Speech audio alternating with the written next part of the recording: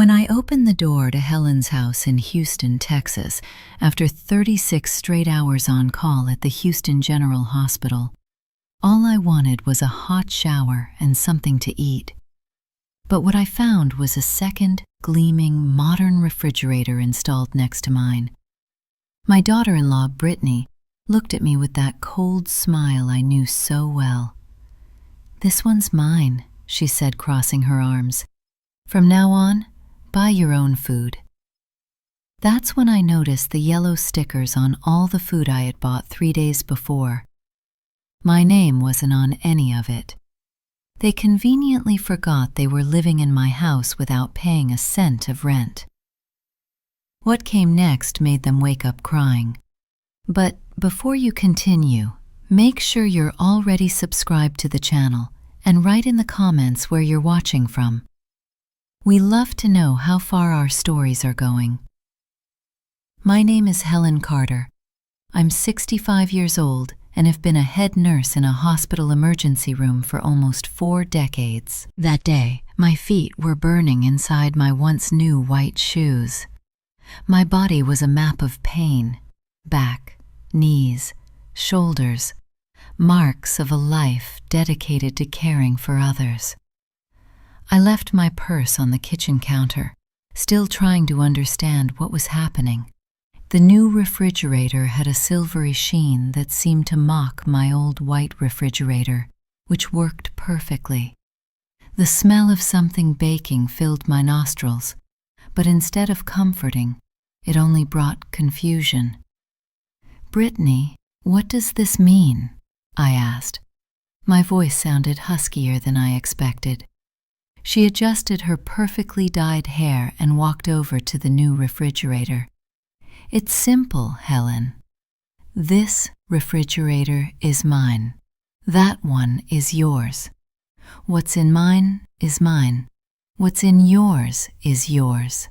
She opened the new appliance door with a theatrical flourish. "See? See? Everything organized."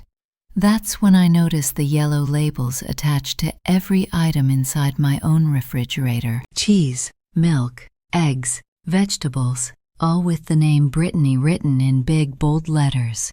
"But I bought all this 3 days ago," I murmured, feeling a lump in my throat.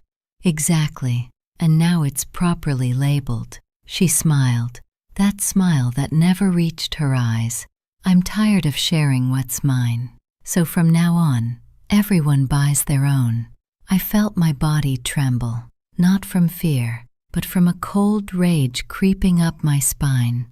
I bought that food with my work money I earned holding the hands of dying people, cleaning wounds, comforting heartbroken relatives, all while my daughter-in-law and my son lived under my roof without contributing a single cent.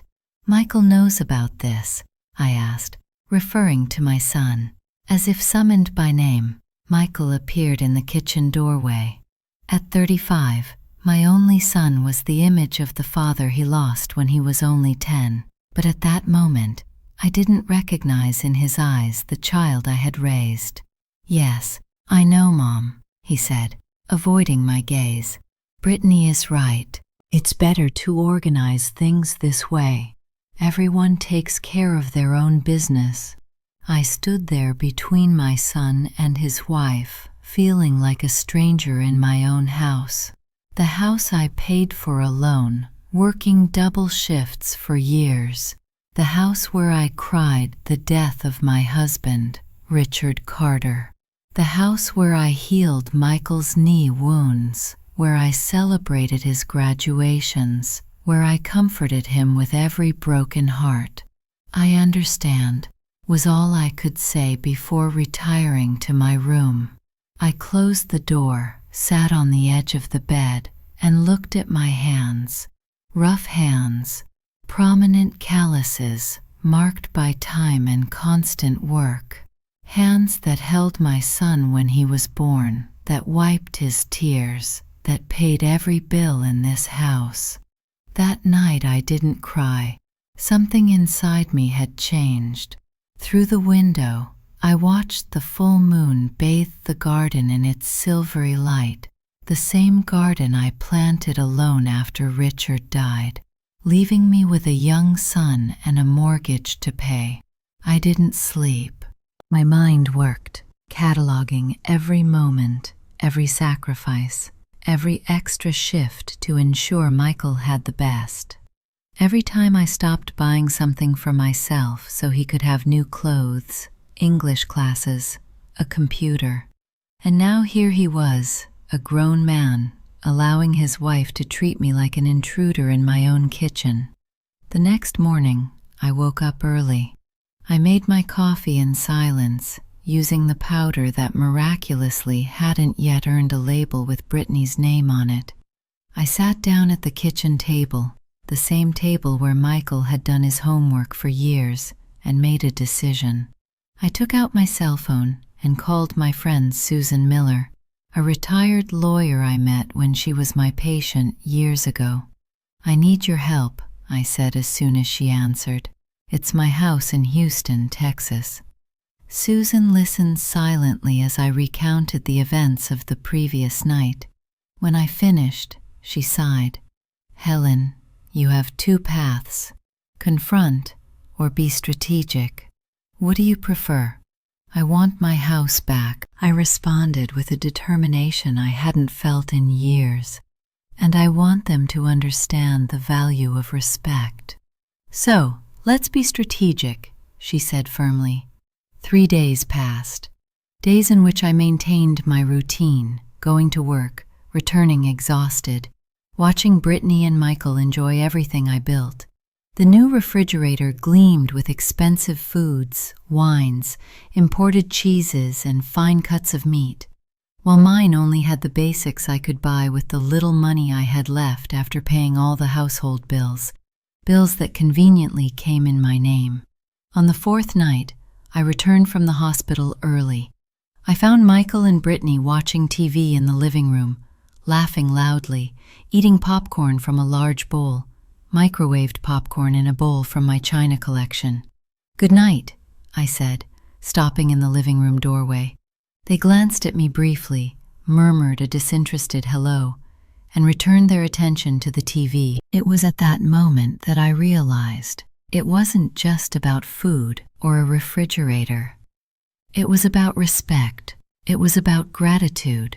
It was about acknowledging sacrifices. And it was at that moment that I decided it was time to show them the true taste of the independence they so desired.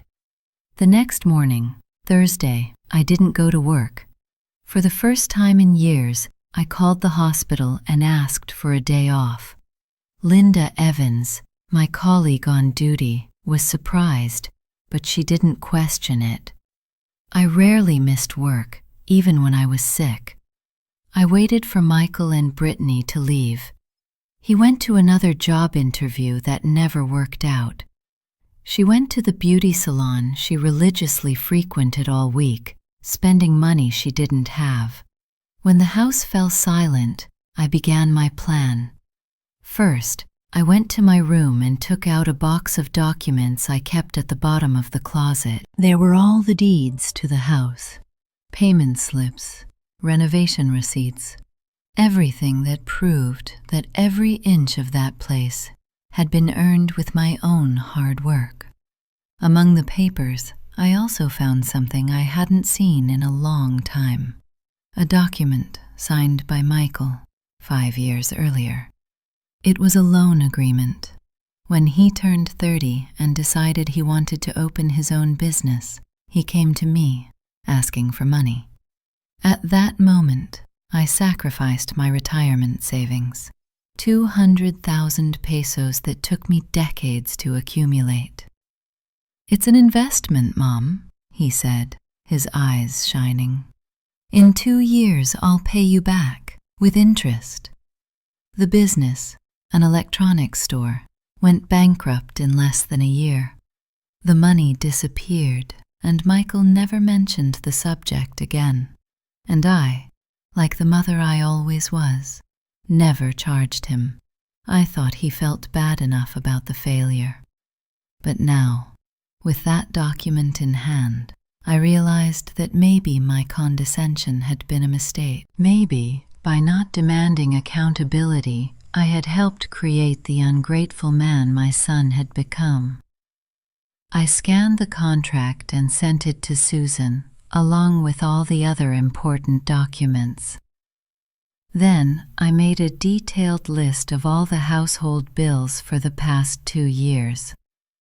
Water, electricity, internet, property taxes, maintenance, insurance, groceries, all paid exclusively by me while I supported my son. 2 adults in perfect working condition. Then I went to Michael and Brittany's room. I knew I shouldn't be there, but I needed to better understand what was happening. On Brittany's nightstand, I found statements for a joint account I didn't know about. A quick look through, I saw regular deposits from the account of her mother, a wealthy woman who lived abroad. Brittany received a generous allowance every month, money that clearly wasn't used to contribute to household expenses. In a desk drawer, I found something even worse, a real estate brochure with homes for sale in the same neighborhood. One of them was circled with notes about financing. In the margin, in Brittany's handwriting, I read, "When we sell the old lady's house, part of it, 30%, ours 70%. Next to it, detailed calculations on how much they could get from the sale of my house. My house and how they would use the money to buy a new property, leaving me with only a fraction of its value." My heart raced. It wasn't just the stickers on the refrigerator. It was a complete plan to take what was mine, to discard me when I was no longer useful. And my son was okay with it. I took photos of everything with my cell phone and put the papers back exactly where I found them. I left his room feeling betrayed, but strangely stronger. Anger had given way to determination. My next stop was the office of an old friend, Robert Hayes, an accountant I'd met when he was managing the hospital's finances. I showed him the documents and the unpaid loan. "What would the current value be with interest and correction?" I asked. Robert did some calculations on his calculator. Based on legal interest, it would be approximately 320,000 pesos today. 320,000. Enough to give me a fresh start, away from them if necessary. And if I wanted to collect this legally, Robert looked at me over his glasses. "Are you sure, Helen? We're talking about your son." "I'm sure he's my son. What I'm not sure about is if he still remembers that."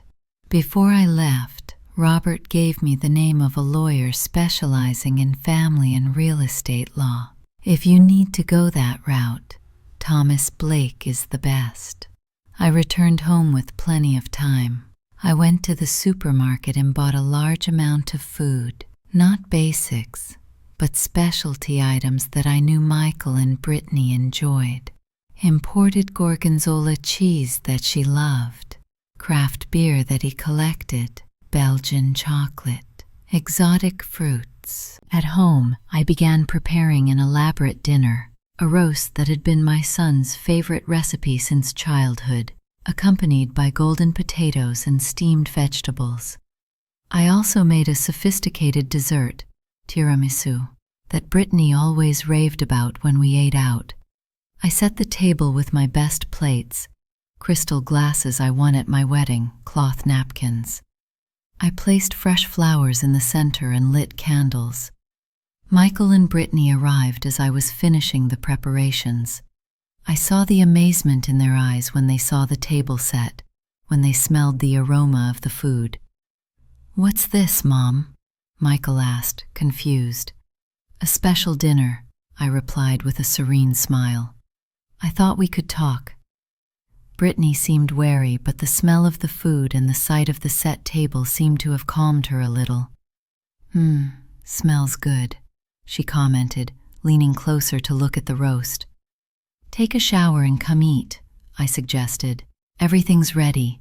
While they went up to change, I finished setting the table. Under each plate, I placed an envelope. In Michael's, the updated loan contract with the amounts owed. In Brittany's, copies of the photos I took of her plans to sell my house, and in my own space, I placed a third envelope, a formal notice drafted by Thomas Blake, the lawyer, giving them 30 days to vacate the property. The table was set not only for dinner, but for the moment of truth that was to come. I poured a glass of wine for myself and waited, feeling strangely calm. The bitter taste I'd felt in the last few days had transformed into a calm determination. It was time they learned that respect isn't written on yellow stickers. Respect is earned, cultivated, and when lost, it can have bitter consequences. Michael and Brittany came down the stairs, laughing about something I couldn't hear. They seemed relaxed, as if the world belonged to them. The sound of their laughter, which should have warmed my heart as a mother, now caused me a mixture of sadness and indignation. How could my son be so oblivious to what he was doing to me? "Wow, Mom, is this all for us?" Michael asked, sitting down at the table. His eyes sparkled at the abundance of food.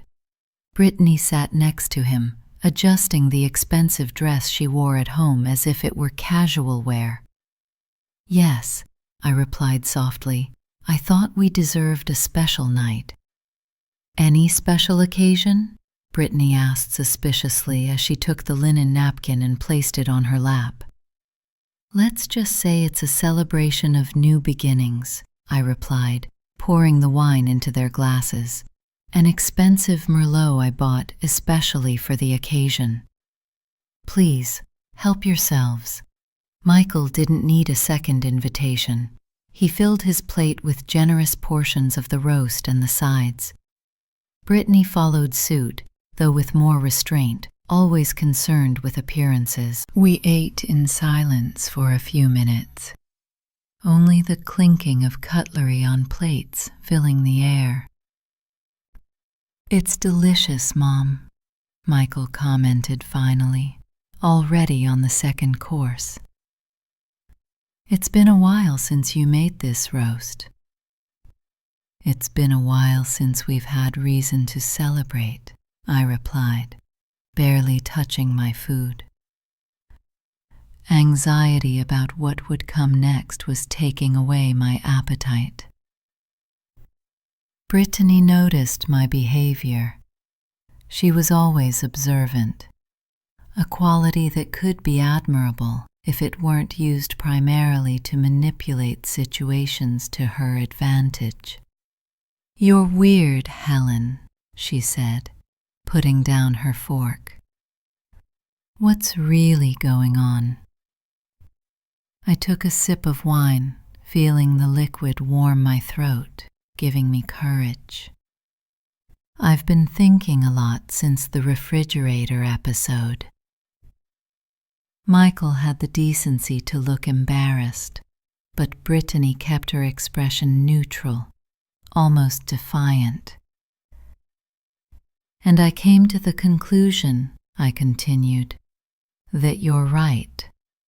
This surprised him. They exchanged quick glances, as if trying to decipher where I was going with this conversation.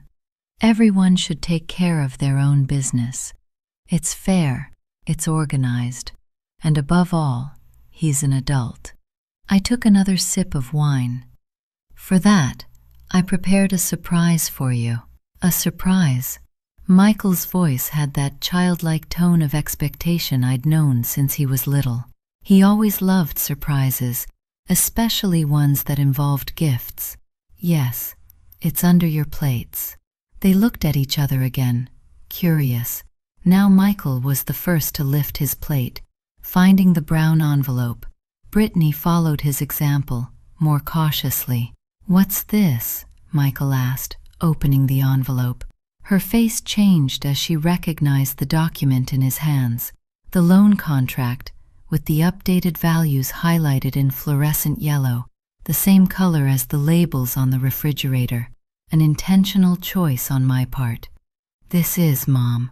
This was 5 years ago," he stammered, paling. "Exactly. 5 years, 2 months, and 17 days, to be precise," I answered calmly. "Enough time for the interest to turn 200,000 pesos into 320,000 pesos. Brittany snatched the paper from Michael's hands, her eyes quickly scanning the numbers. "You can't be serious," she hissed. "Oh, but I am. And you should see your envelope, Brittany. I'm sure you'll find it telling." She tore open the envelope with trembling fingers. When she saw the photos of her own plans, her face lit up with rage and embarrassment.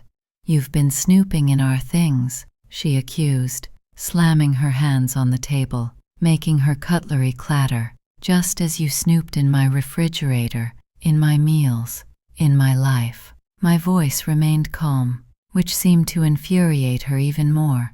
"Mom, can we talk about this?" Michael tried pleadingly. "That business deal went wrong, you know. I was planning to pay you back when they sold my house," I interrupted.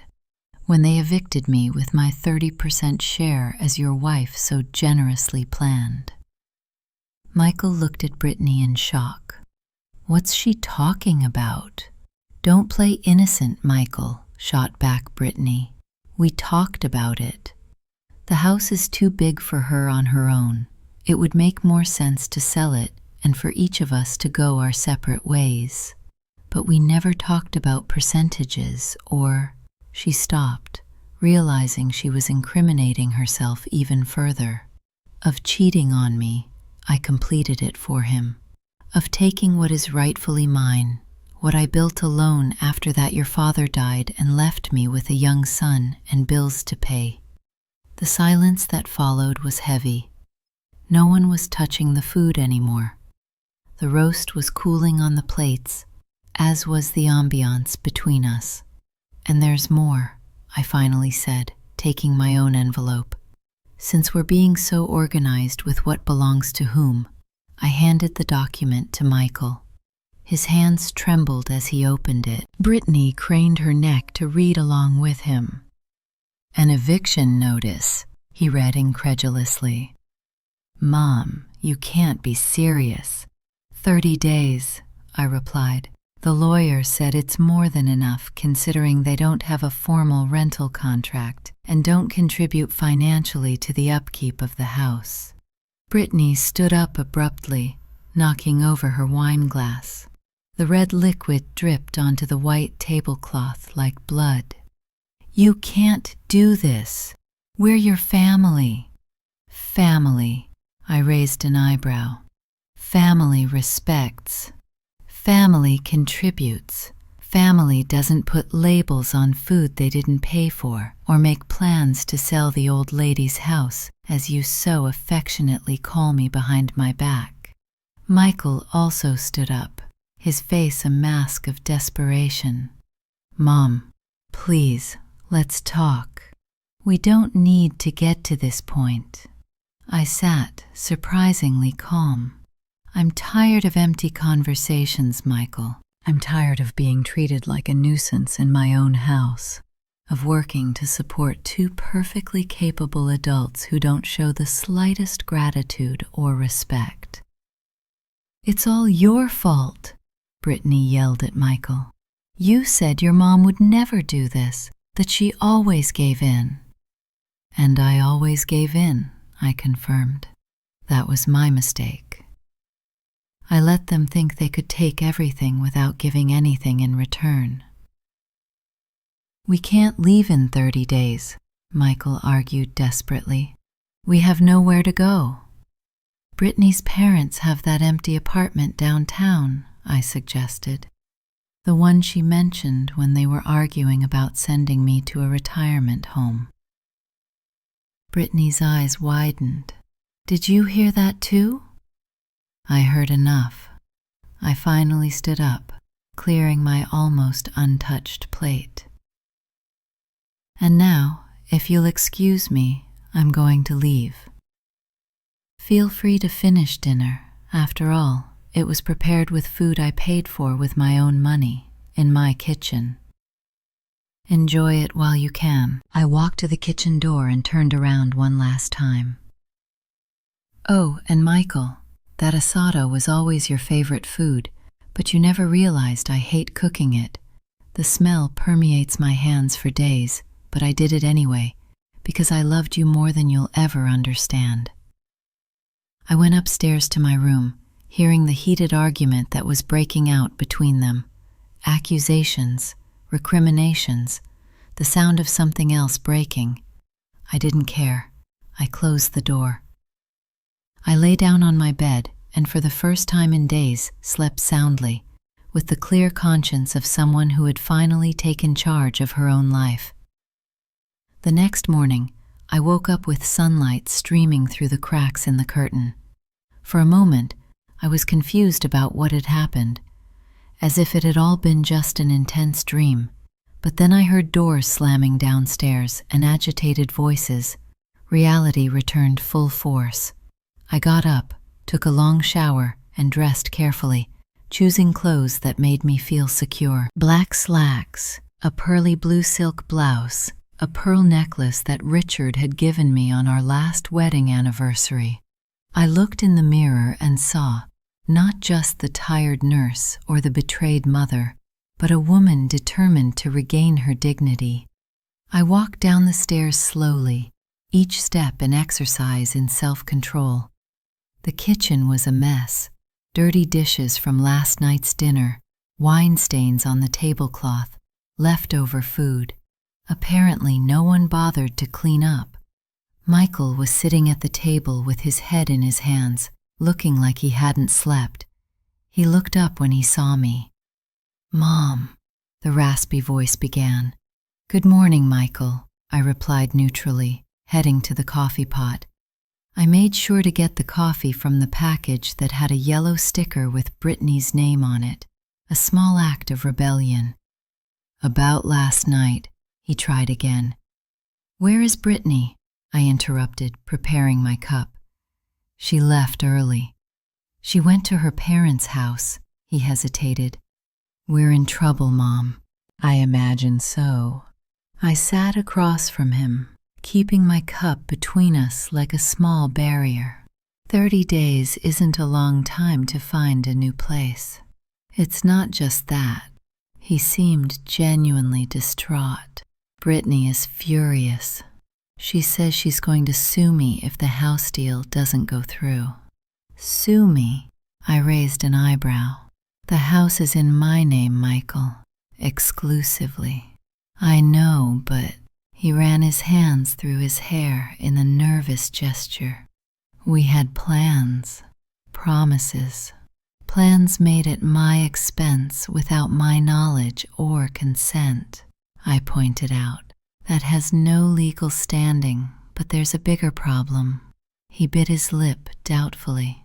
"I have no way to repay that money you lent me." "That's nothing new," I replied calmly, taking a sip of coffee. "No, Mom, you don't understand." His voice dropped to almost a whisper. "After the business failed, I ran into some debt. I tried to recoup the money with investments. I left my rate." "What kind of investments?" "Games, online betting." He couldn't look me in the eye. "I thought I could quickly multiply the value and return it to you, but..." "You lost everything," I finished, feeling a knot in my chest. Not from the money itself, but from the revelation that my son had a problem I didn't even suspect. "How long has this been going on?" 3 years or so, Michael confessed. "I didn't know at first. When she found out, she was furious. Almost 500,000 pesos between banks, lenders, and gambling platforms. An amount he would never be able to pay with the temporary jobs he occasionally got. That's why Brittany is so desperate, he explained. The collectors started calling, starting to show up. She's scared. I leaned against the kitchen counter, trying to process it all. My son wasn't just ungrateful, he was deeply in trouble, and somehow I had become responsible for saving him again. "What are you going to do?" I finally asked.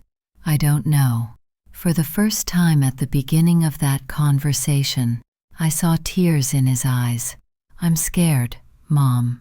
A part of me wanted to hug him, tell him that everything would be okay, that Mom would work it out like she always had. But that part was weakened by the betrayal, by the discovered plans, by the yellow tags on the refrigerator. "I'm going to the hospital now," I announced, grabbing my bag. "I'm on call until tomorrow. When I get back, I want you to have a plan, a real plan. No more fantasies about taking what's mine." "But Mom..." "No, Michael, that's over." "But Mom, you're 35. If you're mature enough to accumulate $500,000 in gambling debts, you're mature enough to find a solution." I left the house feeling the weight of the world on my shoulders. On the way to the hospital, I called Susan. "The problems are bigger than we imagined," I said as soon as she answered. "Tell me everything," she replied, and so I did. "What should I do, Susan? It's my son. Can't I just abandon him?" "No, you can't," he agreed. "But you also can't let yourself be dragged into the hole he dug." I parked in the hospital garage, still on the phone. "I'm afraid of what will happen to him, Susan. Gambling is an illness." "Yes, it is. And as a nurse, you know that some illnesses require specialized treatment, not just maternal care." Her words hit me with the force of truth. Throughout my career, I've guided family members to seek professional help for their loved ones. Why was it so hard to follow my own advice? "I'll think about what to do," I finally said. "Thank you for listening." That shift was one of the hardest of my life. Not because of the medical emergencies. I knew how to manage those, with decades of experience. The hard part was staying focused when my own life seemed to be falling apart. Between sutures and medications, my mind constantly returned to Michael, to his debts, to the betrayal. Nancy Wilson, my colleague on call of more than 20 years, noticed my distraction. "Helen, are you pale? Did something happen?"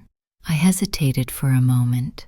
I was never one to share personal problems at work, but the weight was too great to bear alone. "Problems at home," I finally admitted. "My son has gambling debts." Nancy put her hand on my shoulder. "How much?"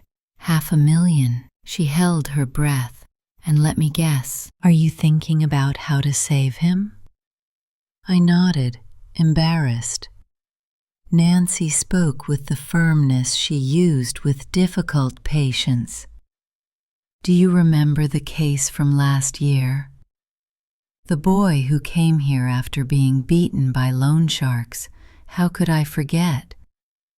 A young man in his 30s with multiple fractures and internal bleeding. We fought for hours to save him. His mother paid his debts 3 times over," Nancy continued. "Each time he promised to stop. Each time he went back to gambling, until she had nothing left to sell. No house, no car. She ended up living with her daughter in a tiny apartment, while her son continued to sink." I felt a chill. It was like hearing a premonition of my own future. "What happened to him after he got out of here?" "He entered a rehab program. He's been clean for 8 months. But do you know what he told me when he came for follow-up? That he only started taking recovery seriously when he realized no one else would pay for his mistakes." His words stayed with me for the rest of my shift. When I finally left the hospital 36 hours later, I had made a decision. It wouldn't be easy, but it was necessary. At home, I found Michael alone watching television in the living room. The house was still a mess, dirty dishes in the sink, clothes scattered about. He hadn't even bothered to clean up. "Brittany didn't come back?" I asked, leaving my bag on the couch. "No," he replied without taking his eyes off the TV. He said she'd only come back when I resolved the situation, as if it were easy. I turned off the TV, forcing him to look at me. "We need to talk." He sighed, irritated by the interruption of his apparent lethargy. "If it's the last night, Mom, I already told you I can't afford to pay that money now." "It's not about the money, Michael. It's about you, about your gambling problem." His face hardened. "I don't have any problems. I've just had It's dependency." He stood up defensively. "Look, if you came here to lecture me, I'm here to offer you a choice." I interrupted. "One chance." That caught his attention. He fell back, waiting for me to continue. "Option 1. You seek treatment for your gambling addiction. You find a job, any job, and start paying off your debts on your own. I'll let you stay here for 3 months without Brittany while you get back on your feet." "And option 2, he asked suspiciously. "You leave in 30 days, as stated in the notice, and you solve your problems alone, without my help, without my money, without my roof over your head." "This isn't a fair choice," he protested. "How am I going to pay $500,000 working where?" "As a gas dispatcher." "I don't know, Michael, but I know I'm not going to sell my house to pay off gambling debts, nor am I going to jeopardize my retirement for someone who isn't willing to help himself." He looked at me incredulously. "You talk like I'm just anybody." "I'm your son." "Yes, I am. You are. And because you're my son, I deserve more than lies and manipulation." I kept my voice firm, even though my heart was broken. "Think about your options. Tomorrow, I want an answer." I went up to my room, closing the door behind me. I heard Michael yell something downstairs, followed by the sound of breaking glass. I didn't go down to check. I was setting boundaries for the first time in decades, and it wouldn't be easy for either of us. That night, as I tried to sleep, I remembered Michael as a little boy. The little boy who ran into my arms when things thundered, who made me cards on Mother's Day with shaky handwriting, who looked at me with admiration when I came home from the hospital in my white uniform. Where was that child now? Lost in bets and lies, in schemes to take what was mine, in yellow labels on the refrigerator. The tears came silently, wetting my pillow. I cried not only for the son I was losing, but for the mother I had been, too permissive, too blind, always ready to sacrifice everything for someone who didn't value those sacrifices. But at dawn, when the first rays of sunlight entered through the window, I felt a strange peace. The road ahead would be difficult, but for the first time in a long time, I felt I was doing the right thing, not only for myself, but also for Michael. A week had passed since the night I presented the options to Michael. 7 days of almost unbearable tension, where we coexisted in the same house like polite strangers. He didn't give his answer the next day, as I requested, nor the day after. The silence stretched on, broken only by occasional greetings when we passed by the house. Brittany didn't return. I learned from Michael that she was at her parents' house, waiting for things to be resolved. I translated in my head, hoping he would act the way he always had. On the 8th day, a rainy Thursday, I came home after my shift to find Michael sitting at the kitchen table. In front of him, a brown overcoat and a cup of coffee. He seemed to have aged years in just a week. Deep, dark circles under his eyes, unshaven beard, shoulders slumped under the invisible weight of his choices. "Mom," he said when she saw my hoarse voice, "can we talk?" I nodded, hanging my wet coat on the hook near the door. I poured myself some coffee and sat across from him. I called a few rehab clinics. He began by pushing the envelope toward me. This one in Phoenix, Arizona has a specific program for gambling addicts. 28 days of inpatient treatment, then outpatient follow-up. I opened the envelope in surprise. Inside were brochures and forms from a reputable clinic specializing in addiction. It wasn't cheap. The treatment cost almost 30,000 pesos, a considerable sum, but not impossible. How do you expect to pay for this? I asked, flipping through the documents. I sold my car, and he avoided my gaze. He didn't cover everything, but I made an agreement to pay the rest in monthly installments. The surprise must have been evident on my face, because he quickly added, I know it doesn't seem like much compared to what I owe, but it's a start. He hesitated. I also applied for a few job openings. Nothing extraordinary, but they're honest work. I studied my son's face, looking for signs of manipulation, the same act he put on as a child to get what he wanted. But what I saw was something different. Genuine shame, regret, and maybe, just maybe, the first glimmer of responsibility. When do you start? I finally asked.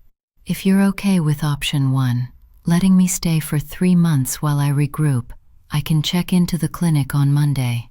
And Brittany, his face twisted in a pained expression.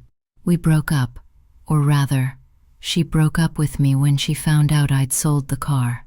She said she wouldn't stay with a loser with no prospects. I felt a pang of sympathy, quickly followed by a thought that shamed me. What a relief, as my grandmother would say. She's out of the way. I'm sorry, I said anyway, because it was my son who was suffering, regardless of the circumstances. He shrugged, trying to appear nonchalant, but I saw the pain in his eyes. Maybe it's better this way. She never really loved me, only what I could provide, or what she thought I could. And your debts are still there, he sighed. But I spoke to a lawyer who specializes in gambling debts. He said we can negotiate with the legitimate creditors. As for the others, it will be more complicated, but not impossible. I nodded slowly. It was more initiative than I'd shown in years. And as for the money you owe me, Michael swallowed, I want to pay you too, Mom. Not now, obviously, but eventually. The lawyer suggested including it in the payment plan after the more urgent debts are taken care of.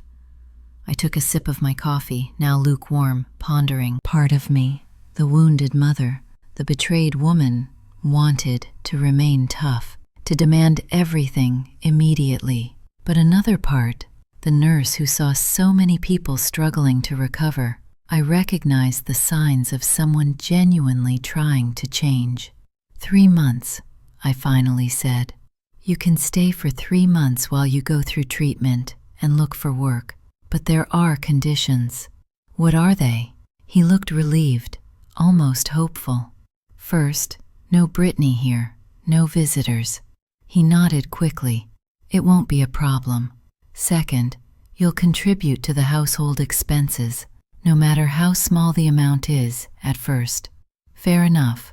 Third, Gamblers Anonymous meetings twice a week without fail. He hesitated briefly, but agreed. Okay. And finally, I continued, I want to see your bank statements every month. Any sign of gambling, any cent spent on games, and the agreement is over.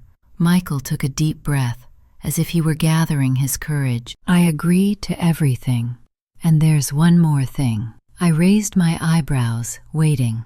I wanted to. He cleared his throat, visibly uncomfortable. I wanted to apologize not just for the debts or the plans with Brittany, but for everything.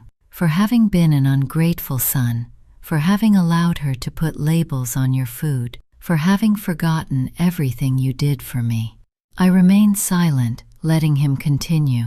When Dad died, you could have sent me to Grandma's house, fixed your life, moved on. But you worked 3 jobs, slept 4 hours a night for years, all so that I could have a good life. His voice broke. And how did I repay you? Bringing a woman who disrespected you into your own home, planning to sell the roof you built, being a monster. Tears streamed freely down his face. Not the manipulative tears I'd seen so many times, but the genuine tears of someone confronting the truth about themselves. I don't know if you can forgive me, he continued, or if I deserve your forgiveness, but I need you to know that I am truly sorry, and I will spend the rest of my life trying to be the son you deserve. Something broke inside me, not with pain, but with relief, like a wound finally healing after festering for so long. Michael, I spoke gently, I don't want the rest of your life. I just want you to build a life for yourself, an honest, responsible, dignified life. That will be reward enough for me. He nodded, wiping his tears with the backs of his hands, like he did when he was a kid. I'll make it, Mom. I promise you. Don't promise me, I replied, standing up. Promise yourself. In the days that followed, I saw Michael mobilize like never before. He arranged for his admission to the clinic, attended job interviews, went to his first Gamblers Anonymous meeting. It was strange to see him take on responsibilities he'd avoided for so long. Part of me hoped it was just a phase, that he'd soon return to his old habits. But another part, perhaps the part that never stopped believing in him, was beginning to nurture a faint hope. The morning he left for the clinic in Phoenix, Arizona, I helped him pack a small suitcase, basic clothes, toiletries, and a few books he liked. He looked so vulnerable, so young again, that I had to fight the urge to say, "Don't go, stay, we'll figure this out another way." But I knew there was no other way. Some paths need to be traveled alone, no matter how painful. Are you sure you don't want to ride? I asked as he closed his suitcase. Sure, I need to do this alone. He hesitated before adding, but thanks for offering. When the taxi arrived, I walked him to the door. Impulsively, he hugged me, a tight, desperate hug, as if he were holding on to keep from sinking. I'm going to make you proud of me, Mom, he murmured against my hair. I know, I replied, and realized I really believed him. After he left, I went back to the kitchen and looked at the two refrigerators side by side.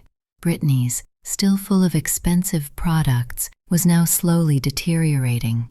Mine was filled with basic foods, some still with yellow labels attached.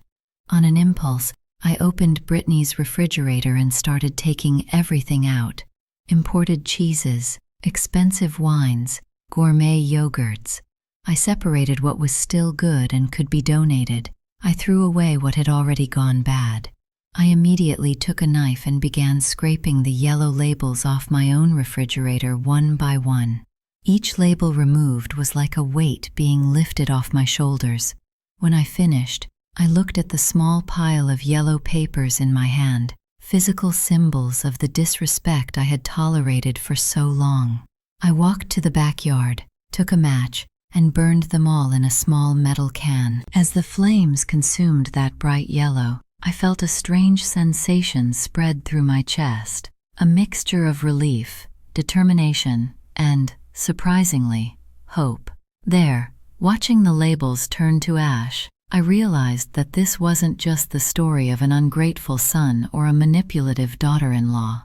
It was the story of a woman learning at 65 that respect isn't begged for, it's demanded, and that sometimes, the deepest love we can show is to set firm boundaries, even when it hurts, even when it's difficult, even when everything in us wants to give in.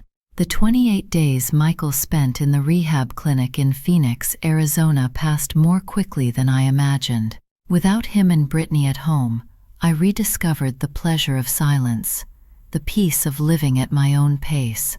For the first time in years, the house was truly mine. Without labels, without tension, without the constant feeling of being judged. I lived in my own space. I took the opportunity to make changes I'd longed for. I painted the living room a soft shade of sage green, so different from the bland beige that Brittany had insisted was more elegant. I refurbished the furniture, donated clothes I no longer wore, planted new flowers in the garden, small acts of re-ownership that gave me back control not only of the physical space but also of my own life. At the hospital, my colleagues noticed the change. "You look radiant, Helen," Nancy commented during a break. "What happened?" "I'm learning to put myself first," I replied, surprising myself with the simplicity and profundity of that statement. Visits to the clinic were allowed only on Sundays, in the first. I was shocked by Michael's appearance, pale, with deep dark circles under his eyes, trembling slightly. "Withdrawal from games," his therapist explained, "could be as physical as withdrawal from any substance. It's like my brain is screaming from that adrenaline," Michael confessed during our supervised conversation. I never realized how addicted he was until I tried to stop. Over the next few visits, I saw gradual improvements. His skin was regaining color, the tremors weakened, his eyes regained some brightness.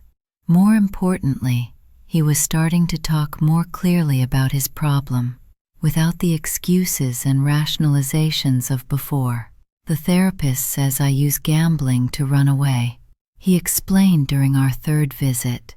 "Run away from expectations, from responsibility, from the fear of not being good enough." "Fear of not being good enough for whom?" I asked. He hesitated. "For you, mostly." That hit me like a punch in the stomach. "Michael, I never." "It's not something you did consciously, Mom," he interrupted gently.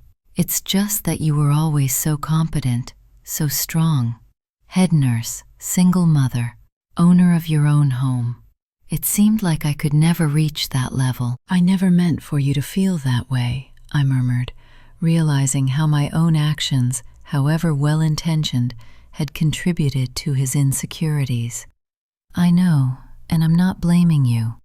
It's just an explanation, not an excuse." He smiled slightly. "I'm learning to separate the two." In his last week at the clinic, Michael gave me some surprising news. He had landed a job. It wasn't anything great, an administrative assistant at a small logistics company in Phoenix, but it was a start, a steady paycheck, a chance to rebuild. "I'll start as soon as I get out of here," he said, obviously proud. "It's not much, but it's enough to contribute to the household expenses and begin negotiating my debts." On the day of his discharge, I went to pick him up. When he got into the car, he looked like a different person, not only physically recovered, but with a different, more focused, more mature presence. "Thanks for coming," he said, fastening his seatbelt. "Of course I would." "No, Mom. Thank you for coming when I really needed you. For not giving up on me." I smiled, starting the engine. "We're family, Michael. True family doesn't give up. Even after everything I've done. Especially after everything you've done." I glanced at him briefly before returning my attention to the road, because now we know exactly where our limits are. Reintegration wasn't easy. Despite intensive treatment, Michael still faced temptation daily. He installed blockers on his cell phone to prevent access to gambling sites. He handed me his credit card for safekeeping. He religiously attended Gamblers Anonymous meetings twice a week, and there were the debts, a seemingly insurmountable mountain. The lawyer specializing in gambling debts managed to negotiate with the official creditors, banks, finance companies, and credit cards. The payments were reduced and stretched out for years, but were manageable with his new salary, as long as he lived frugally. Unofficial creditors, moneylenders, and underground gambling houses were more difficult. Some accepted settlements through legal intermediaries, others made threats. One particularly tense night, we received an intimidating visit from two men who demanded immediate payment. "You have 1 week," said the taller of them, looking around the room as if assessing what he could take. "Or we come back for what's ours with interest." After they left, Michael was pale, shaking like he had in the first days at the clinic. "I'm so sorry, Mom. I never meant to bring you into this danger." That same night, I called Thomas Blake, the lawyer who had helped me with the eviction notice. "I need your help with a more serious problem," I explained, recounting the intimidating visit. 2 days later, Thomas Blake and a private investigator working with him attended a meeting with the men who threatened us. I don't know exactly what was said, but he just commented enigmatically, "Sometimes the threat of public exposure is more effective than anything else for certain types of businesses." The months passed. Michael kept his job, contributed to expenses, attended meetings. Little by little, I saw my son emerge as the man I always hoped he would become. Responsible, conscious, mature. Brittany tried to come back once when she learned Michael was employed and getting organized. She showed up at home one Sunday afternoon all smiles and rehearsed apologies. "I was rash," she said, standing in the front door. "All couples go through difficulties, don't they?" Michael looked at her for a long moment. I could see in his eyes the conflict, the attraction he still felt, the temptation to return to the familiar no matter how toxic it was. "Brittany," he said finally, "you put yellow stickers on my mother's food. You planned to sell his house without his knowledge. You called me a loser when I needed support the most." He shook his head. "There's no going back after that." She changed tactics instantly. The smile turned into a hard expression. "You think you're going to get better than me? An administrative assistant with $500,000 in debt. I don't know what I'm going to get, but I know what I don't want in my life anymore." She closed the door gently but firmly. Later that night, I found Michael in the backyard, stargazing. I sat next to him on the bench Richard had built so many years ago. "Are you okay?" I asked, offering him a cup of tea. "Strange, but I am." He accepted the drink, his fingers brushing mine. For a moment, when I saw her, all those feelings returned.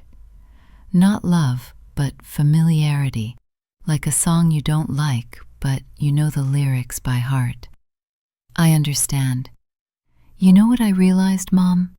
That I'm no longer willing to trade respect for familiarity, not for me or for you." I looked at my son in the silver moonlight, noting the firm line of his jaw, the new dignity in his eyes, and felt a surge of pride, not for anything I'd done, but for the man he was choosing to become.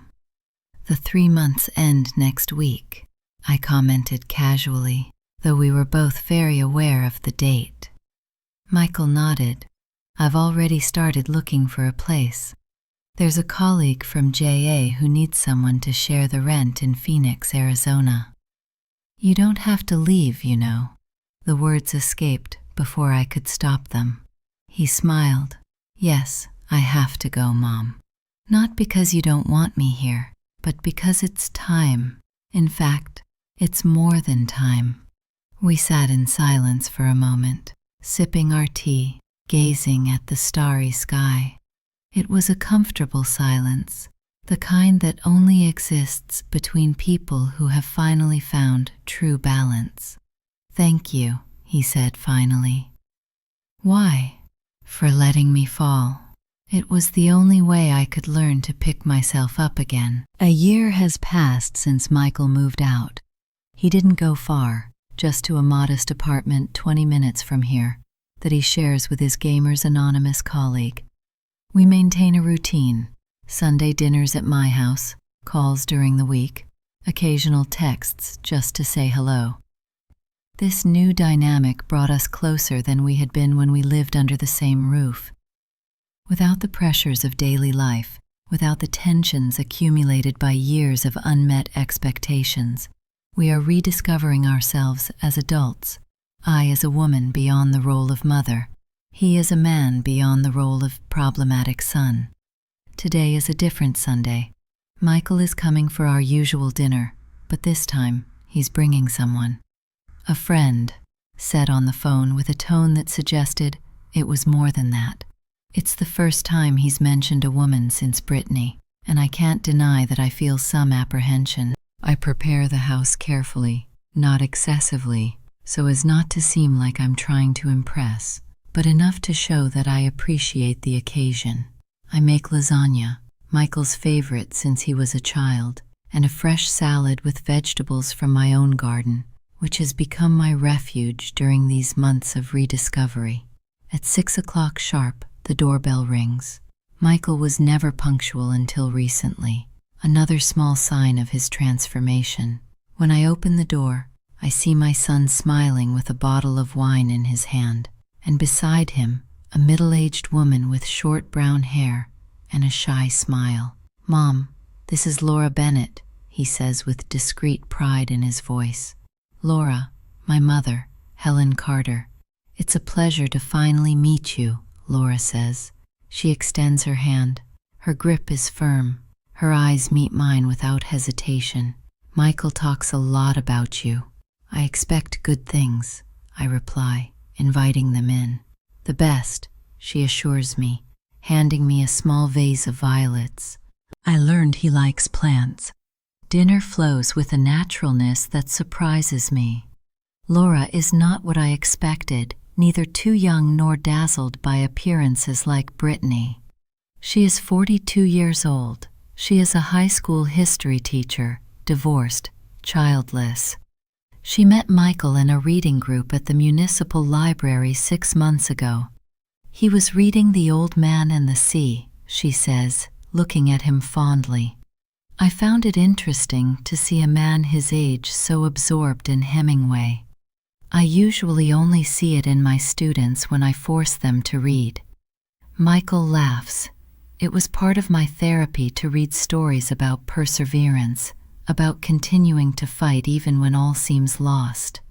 I observe their interaction throughout dinner, the way he looks at her, not with that desperate dependence he had on Brittany, but with respect and admiration. The way she listens when he speaks, attentive and present. They are small, subtle gestures, but they reveal something that brings me profound relief, a relationship built on healthy foundations. When we serve dessert, an apple pie I made that morning, Laura asks about my work at the hospital. It's the first time in years that someone has shown genuine interest in what I do. Brittany never asked. She always steered the topic back to herself at the slightest sign that the conversation might not be about her. "Michael mentioned he's thinking about retiring," Laura says as we sip our coffee. "I'm considering it," I admit. "After 40 years, my body is starting to complain about the on-call shifts. And what do you plan to do next?" She seems genuinely curious. The question catches me off guard. I've been so focused on surviving, on working, on taking care of others that I've barely stopped to think about what I really wanted for myself. "I'm not sure," I answer honestly. "Maybe travel a little. There are so many places I've never seen.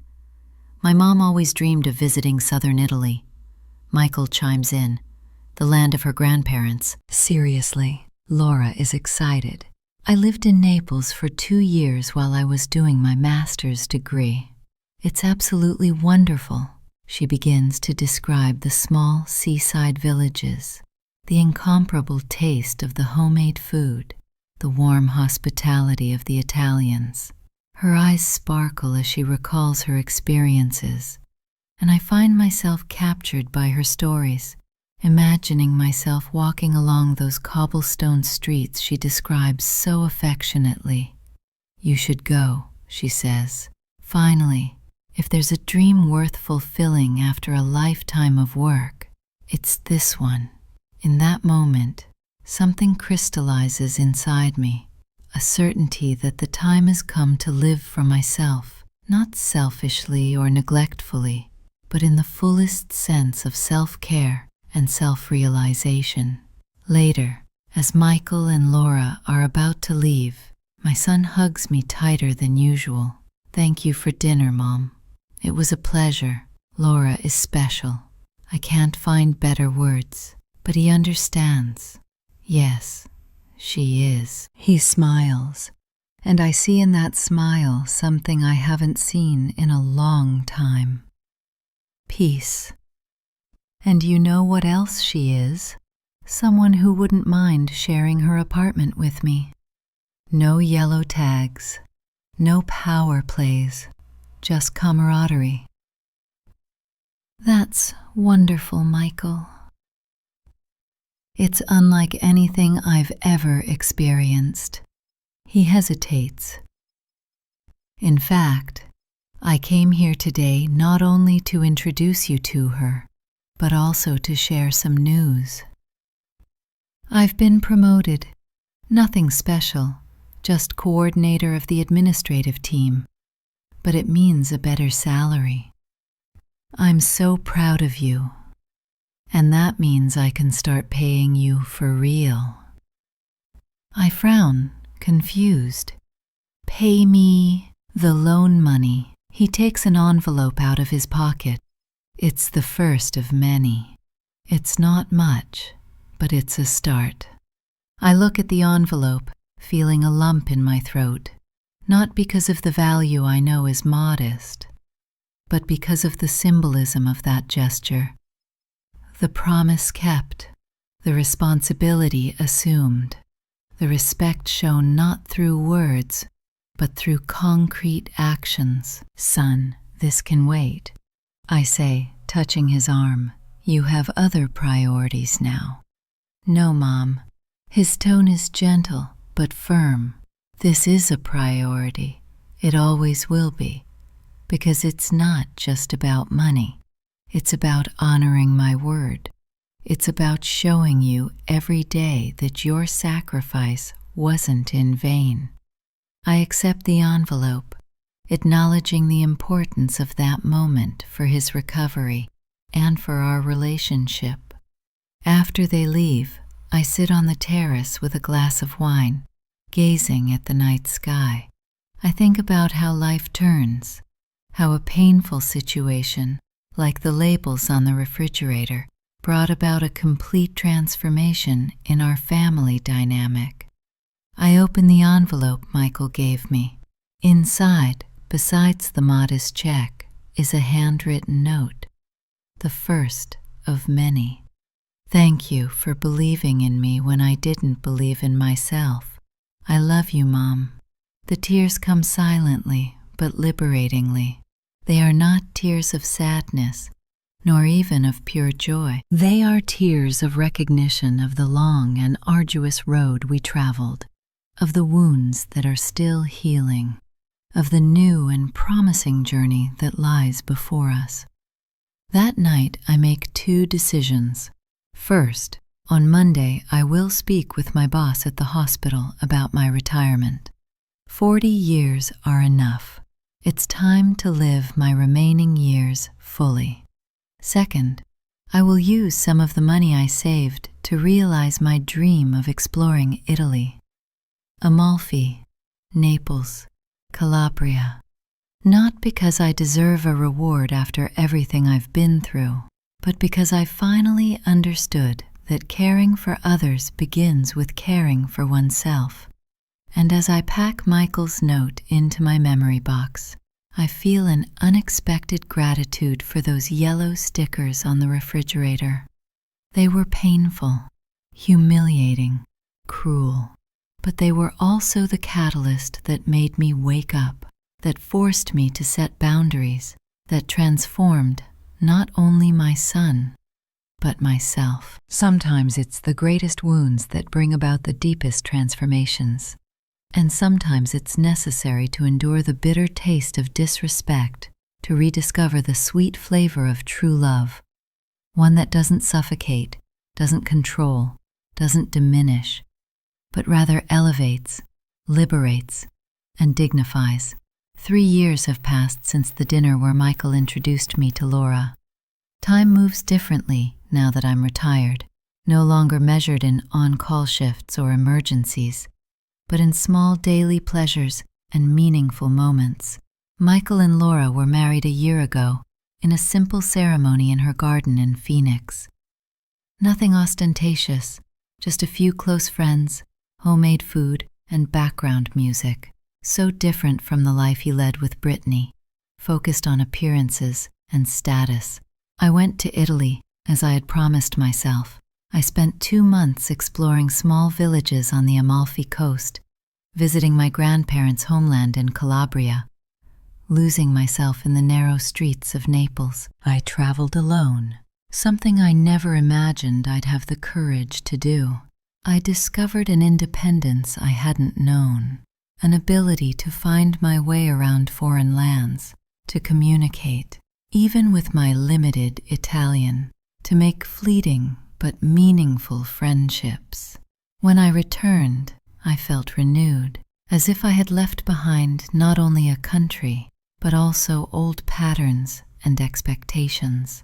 The house seemed different, no longer a space for battles over territory or respect, but a peaceful refuge where I could simply be Helen, not just the nurse, not just the mother, but a complete woman in her complexities and desires.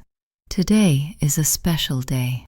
Michael and Laura are coming to lunch with me, as they regularly do on Sundays. But this time, they have some news. They didn't tell me what it was, only that it was important, and they wanted to share it with me personally.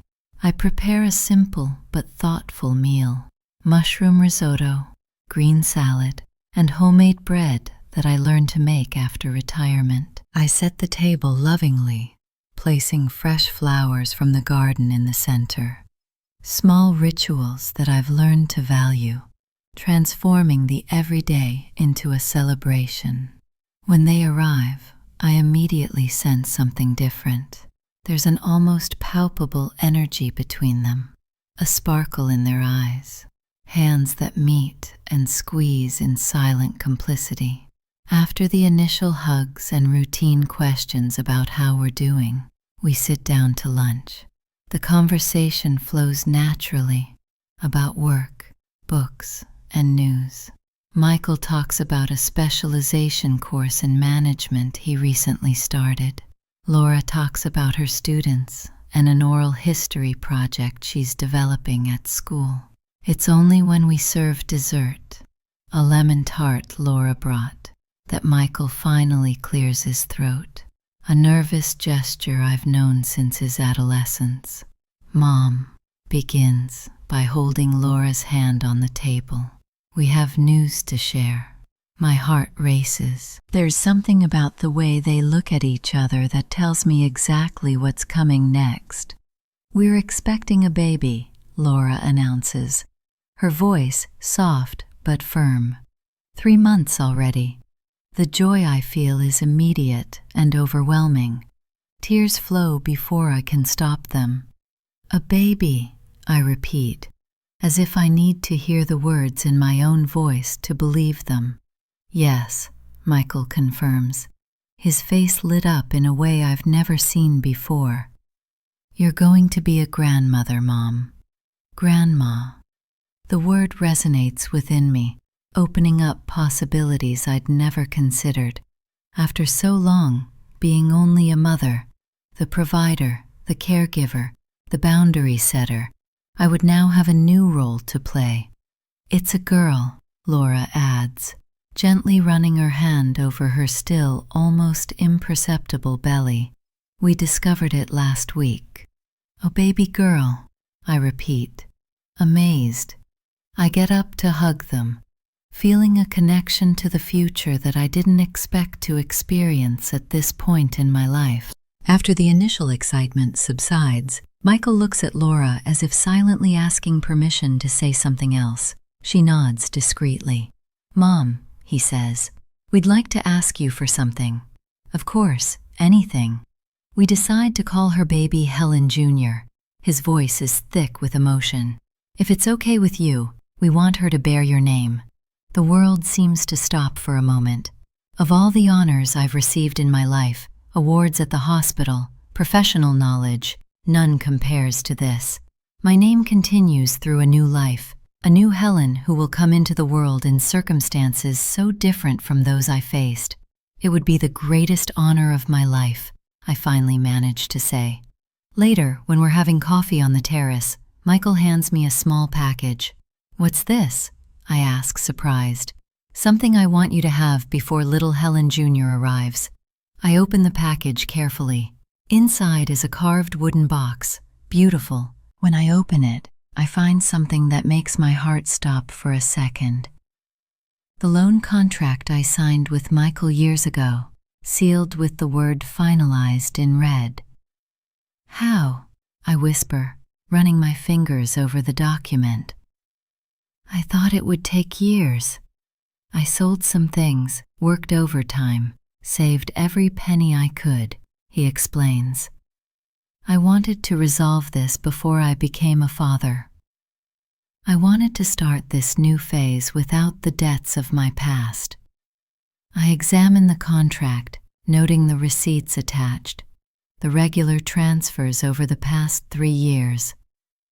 Michael not only kept his promise, he prioritized this commitment over comforts and luxuries. "I don't know what to say," I admit, excited. "You don't have to say anything," he smiles.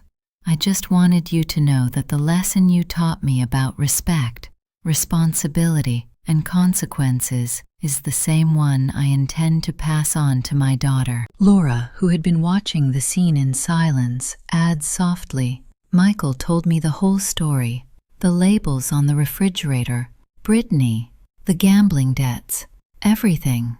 And you didn't run away?" I joke, trying to ease the intensity of the moment. On the contrary, she looks at Michael with love. I fell in love with this man precisely for his honesty, for his ability to acknowledge his mistakes and work to correct them.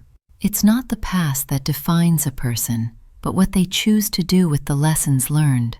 His words resonate in my mind, crystallizing something I felt but never fully articulated: the transformative value of boundaries.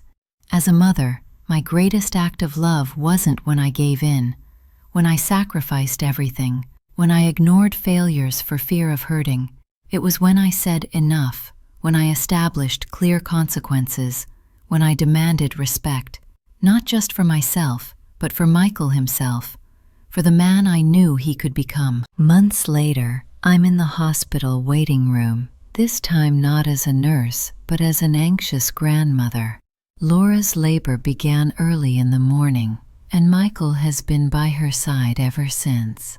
I pace back and forth, remembering so many other waiting rooms, so many other births I've attended professionally, but nothing prepared me for this experience, this mix of anxiety, joy, and a strange feeling of continuity. When Michael finally appears in the hallway, his face reveals everything, even before the words are out. "She was born," he announces, his voice heavy. "Perfect, absolutely perfect." I'm led to the room where Laura rests, exhausted but radiant, with a small bundle in her arms. As I approach, she lifts the baby slightly toward me. "Helen," says softly, "meet your grandmother, Helen."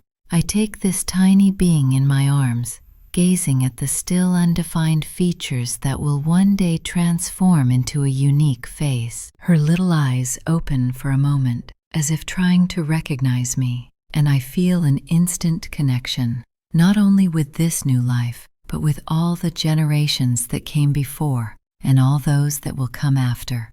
"Hello, little Helen Jr.," I whisper. "Welcome to the world." Michael puts his arm around my shoulders. "She'll have a different life," he says, more for himself than for me. "No labels, no power plays, no disrespect. I'll take care of that." "I know you will," I reply, holding her free hand. In that moment, contemplating 3 generations gathered in that hospital room, I realized that the cycle has been broken, that, from a situation of disrespect and humiliation, was born not only a transformed man, but also the promise of a different future for this little girl now sleeping in my arms. And I think, with a mixture of irony and gratitude, that it all began with yellow stickers on a refrigerator. How the smallest moments can trigger the most profound transformations. How sometimes we need to lose something, dignity, comfort, security, to regain something far more valuable. Our self-worth, our ability to set boundaries, our courage to demand respect. I look at little Helen Jr. and make a silent promise. She will grow up knowing her worth. She will know the story of her grandmother, of her father, of the journey that brought us here. You'll learn that love doesn't mean allowing everything, that a true family is built on mutual respect, and that sometimes the bravest act we can take is simply saying no. From now on, things will be different, because in the end, it's not the labels on the refrigerator that define who we are. It's how we respond to them that reveals our true strength. Now, if you liked this story, click subscribe and tell me in the comments which part left you speechless. Oh, and don't forget to become a member to get access to exclusive videos that I don't upload here. I'll see you there.